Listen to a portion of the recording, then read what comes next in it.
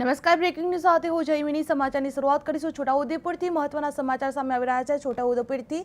છોટાઉદેપુર જિલ્લાના બોડેલી તાલુકાના કોસિન્દ્રા ગામ પાસેથી પસાર થનાર નેશનલ હાઈવે નંબર 56 પ્રોજેક્ટને લઈને ગ્રામજનોમાં ચિંતા જોવા મળી રહી છે।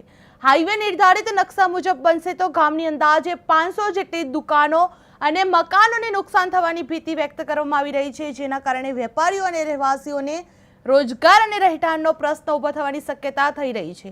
ગ્રામજનોએ સરકારને રોડનો રીસર્વે કરવા, તોડફોડ ઓછું થાય તેવી વ્યવસ્થા કરવા અને વર્ષ 2026ની જંત્રી મુજબ વળતર ચૂકવવાની માંગ સાથે બોડેલી પ્રાંત અધિકારી સમક્ષ લેખિત રજૂઆત કરવામાં આવી છે। જે ગ્રામજનોએ જણાવ્યું છે કે વિકાસનો વિરોધ નથી, પરંતુ પોતાના વિનાશના ભોગે વિકાસ સ્વીકાર્ય નથી। જે કોસિન્દ્રા ગામે હાઈવે સામે ગ્રામજનોની ચિંતા જોવા મળી રહી છે, જેમાં 500 દુકાન મકાનોને નુકસાન થવાની ભીતિ સર્જાયેલી છે, જે રીસર્વે કરી તોડફોડ કરવામાં આવી રહ્યું છે। જે 2026 જંત્રી મુજબ વળતરની માંગ કરવામાં આવી રહી છે। જો વિકાસ જોઈએ તો વિનાશના ભોગે પણ કરવું પડશે, જે વિનાશના ભોગે પણ વિકાસ સ્વીકાર્ય કરવું પડશે। જે અધિકારી સમક્ષ લેખિત રજૂઆત કરવામાં આવી હતી, જે વર્ષ 2026ની જંત્રી મુજબ વળતર ચૂકવવાની માંગ સાથે બોડેલી પ્રાંત અધિકારીને કહેવામાં આવ્યું હતું। જે રહેઠાણનો પ્રશ્ન ઉભો થવાની શક્યતા કરવામાં આવી છે, જેના કારણે વેપારીઓ અને રહેવાસીઓને રોજગારને લઈને રહેઠાણનો પ્રશ્ન ઉભો થઈ રહેલો જોવા મળી રહ્યો છે। જે કોસિન્દ્રા ગામ પાસેથી પસાર થનાર નેશનલ હાઈવે 56 પર પ્રોજેક્ટને લઈને ગ્રામજનોમાં ચિંતા જોવા મળી રહી છે। જે હાઈવે નિર્ધારિત નકશા મુજબ બનશે તો ગામની અંદાજે 500 જેટલી દુકાનો અને મકાનોને નુકસાન થવાની ભીતિ વ્યક્ત કરવામાં આવી રહી છે, જેના કારણે વેપારીઓ અને રહેવાસીઓને રોજગાર અને રહેઠાણનો પ્રશ્ન ઉભો થવાની શક્યતા થઈ રહી છે। જે ગ્રામજનોએ સરકારને રોડનું રીસર્વે કરવા, તોડફોડ ઓછું થાય તેવી વ્યવસ્થા કરવા અને વર્ષ 2026ની જંત્રી મુજબ વળતર ચૂકવવાની માંગ સાથે બોડેલી પ્રાંત અધિકારી સમક્ષ લેખિત રજૂઆત કરવામાં આવી છે। ગ્રામજનોએ જણાવ્યું હતું કે વિકાસનો વિરોધ નથી, પરંતુ પોતાના વિનાશનો ભોગે વિકાસ સ્વીકાર્ય નથી। જે કોસિન્દ્રા ગામે હાઈવે સામે ગ્રામજનોની ચિંતા જોવા મળી રહી છે, જે 500 દુકાન મકાનોને નુકસાનની ભીતિ સર્જાયેલી જોવા મળી છે। જે રીસર્વે કરી તોડફોડ ઓછું કરવાનું કહેવામાં આવ્યું છે। જે 2026 જંત્રી મુજબ વળતરની માંગ કરવામાં આવી છે। અમારી એ માંગ અમારે 2 ઘર છે, 2 દુકાનો છે, બધાના ઘર મકાન રોજગાર છીનવાય છે। એના માટે એવું છે કે જેટલું બને શકે એટલો ઓછામાં ઓછો જગ્યા જાય તો સારું, એમ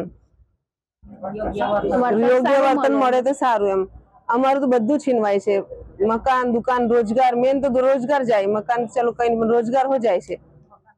મકાન તો અમે ભાડે હો રહી લઈએ, કઈ વાંધો ના, પણ અમારું રોજગાર છીનવાય છે। એમ એટલે અમારી કેવી રીતે જીવે, એમ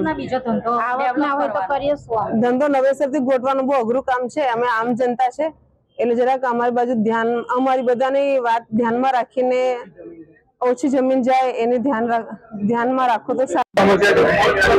અમારા કોસિન્દ્રા ગામની એવી સમસ્યા છે કે અમે વર્ષોથી ત્યાં રહીએ છીએ। અમારો ધંધો, રોજગાર બધું ત્યાંથી શરૂઆત થાય છે, અને ઘર એટલે ઘણી મોટી વસ્તુ કહેવાય। આજે તમારું પોતાનું ઘર છૂટી જાય, આટલા વર્ષોથી તમે વસેલા હોય, તમારું ઘર જાય એનું દુઃખ શું થઈ શકે, તો જે લોકોનું ઘર જાય એ લોકો સમજી શકે છે। બીજું કે અમને જે વળતર મળે છે એ હાલની કિંમત પ્રમાણે મળતું નથી, તો અમે સરકાર શ્રીને વિનંતી કરીએ છીએ કે અમને હાલની કિંમત પ્રમાણે વળતર મળે, અને બને તેટલો પ્રયત્ન એવો કરે કે અમારી ઓછામાં ઓછી જગ્યા જાય, અને અમારું જે ડેવલપ થયેલું છે એ બધી જગ્યા ઓછી જાય, અને અમે લોકો સ્થાનિક છે ત્યાંના, તો ત્યાં અમારો જે ધંધો છે એ જાળવીને અમે લોકો શાંતિથી ત્યાં જીવી શકીએ। કેમ કે આજે આટલા સમયથી અમે રહીએ છીએ, અને નવેસરથી અમારે બીજી જગ્યા પર જઈને જે ધંધોની શરૂઆત કરવાની, એનું ડેવલપ કઈ રીતે। નમસ્કાર, અમે કોસિન્દ્રાના ગ્રામજનો અને NH56માં જેમના સંપાદનમાં જગ્યા જવાની છે, જેમાં મકાન, દુકાન અને ધંધા રોજગાર વાળા બધા જ આજે અહીંયા આવેદનપત્ર આપવા માટે માનનીય શ્રી પ્રાંત અધિકારી શ્રીને આપેલ છે।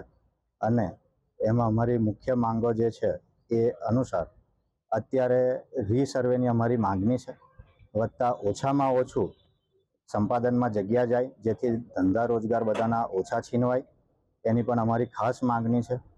એ સિવાય અમને 2022 અનુસાર જે કંઈ જંત્રી અને એના પ્રમાણે જે ચૂકવણું કરવામાં આવવાનું છે હજુ આવેલ નથી, પણ જે સંપાદન કરવા માગે છે એ નવી જંત્રી અને હાલમાં 2026ના બજાર ભાવ પ્રમાણે ચૂકવે એવી અમારી માગણી છે.